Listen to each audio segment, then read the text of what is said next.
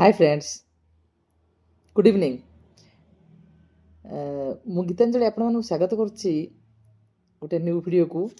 ଦେଖନ୍ତୁ, ଆମେ ଭଗବତ ଗୀତାରେ ମଧ୍ୟ ଆମର ଲ ଅଫ୍ ଆଟ୍ରାକ୍ସନ୍ ବିଷୟରେ ଲେଖା ହେଇଛି, କିନ୍ତୁ ବୁଝିବା ଦରକାର କିଛି ମାନେ ସେଣ୍ଟେନ୍ସ ମୁଁ କହୁଛି ଯେଉଁଟାକି ଆମେ ଭାବୁଛେ ଯେ ଆମେ ଯାହା ମାନେ କାହାକୁ ଯଦି ହଟ୍ କରିବା ତାହେଲେ ଆମେ ବେଡ୍ ଫିଲ୍ କରୁଛେ। କାହିଁକି ବେଡ୍ ଫିଲ୍ କରୁଛେ? ହଟ୍ କଲେ ତାକୁ ଆମେ ଯଦି କଷ୍ଟ ଦେଲେ ତା ମନରେ, ତାହେଲେ ଆମେ ନିଜକୁ ଆମକୁ ଖରାପ ଲାଗୁଛି।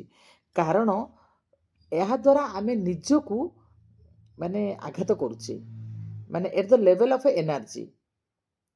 ଏନର୍ଜି ଲେଭେଲରେ ଆମେ ନିଜକୁ ହିଁ ଆଘାତ କରୁଛେ। ତେଣୁ ଆମେ ସବୁବେଳେ ବେଡ୍ ଫିଲ୍ କରୁଛେ। ସେଇ ଭଗବତ ଗୀତାରୁ କିଛି ମାନେ ଇଂଲିଶର କେତେଟା ଅନୁବାଦରେ ଲେଖା ହେଇଛି। Why do I feel bad when I hurt someone? Because I am not hurting someone else, I am hurting myself at the level of energy. ଆମେ ଯେଉଁ ଭାବୁଛେ ଅନ୍ୟକୁ ଆଘାତ ଦେଲେ ଆମେ ସବୁ ଏକ, ସେଇଟା ହିଁ ବୁଝିବା ଆବଶ୍ୟକ। Thank you all.